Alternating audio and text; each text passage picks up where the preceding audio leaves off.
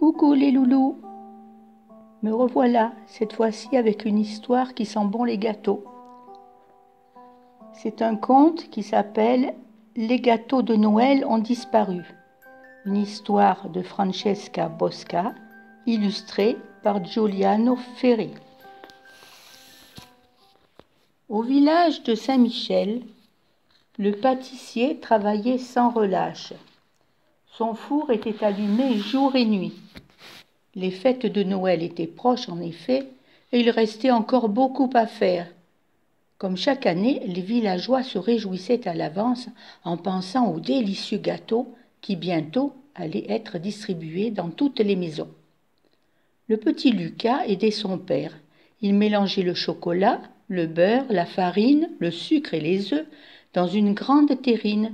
Puis, après la cuisson, il décorait soigneusement chaque gâteau de cerises confites. Cette spécialité du village faisait la fierté du pâtissier. Ouf! Les gâteaux étaient enfin terminés. Il sentait bon le chocolat, les soirs de fête et les veillées au coin du feu. Heureux du travail accompli, le pâtissier se mit en chemin, tard dans la nuit, accompagné de son fils, tandis qu'il poussait sa cargaison de gâteaux dans les rues. Lucas sautillait joyeusement de maison en maison pour déposer un paquet devant chaque porte. Mais le lendemain matin, consternation, tous les gâteaux avaient disparu. Quelle chose incroyable! Inquiets, les habitants de Saint-Michel se réunirent devant la pâtisserie. Pourquoi n'avaient-ils pas reçu leurs gâteaux cette année? Le père de Lucas était aussi surpris qu'eux. Il avait bien livré les paquets, il en était sûr et certain. Tristes et déçus, les villageois rentrèrent alors chez eux. Jamais encore ils n'avaient fêté Noël sans gâteau. Pendant ce temps, Lucas avait fait une étonnante découverte.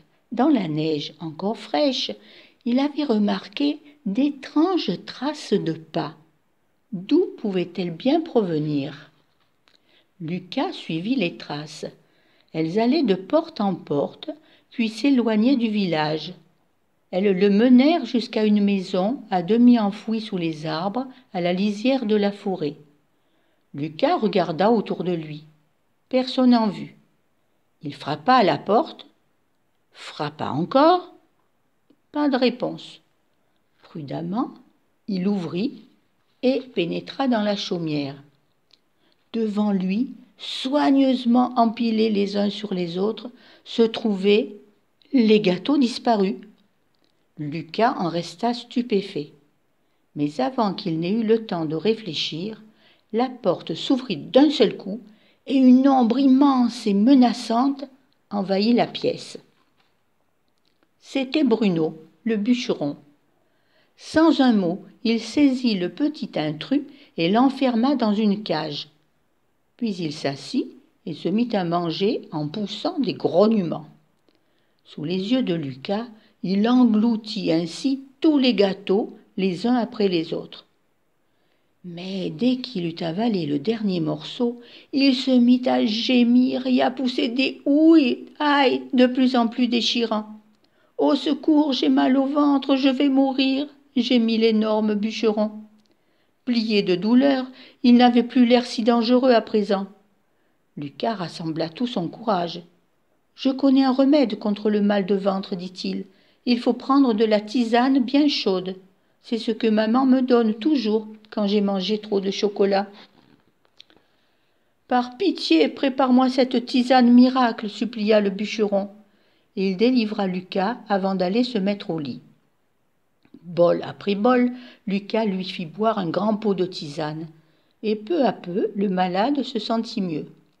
Lorsque son mal fut passé, Bruno se mit à parler.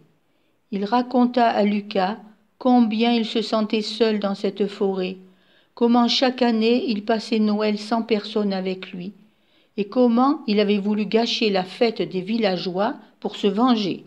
« Il ne s'occupe jamais de moi, c'est pour ça que j'ai volé les gâteaux, » dit-il d'une voix triste. « Mais je le regrette maintenant. » Lucas réfléchit, et soudain il lui vint une idée. Il murmura quelque chose à l'oreille de Bruno. Puis tous deux partirent en courant en direction de la pâtisserie. Cette nuit-là, ils furent 3 au fournil, Lucas, son papa et le bûcheron. Et jusqu'au petit matin, ils travaillèrent d'arrache-pied sans s'interrompre une seule fois. Quand les habitants de Saint-Michel se réveillèrent le lendemain, une nouvelle surprise les attendait. Une délicieuse odeur flottait dans l'air, tandis que dans les rues retentissait une joyeuse mélodie. Curieux, les villageois se précipitèrent sur la place.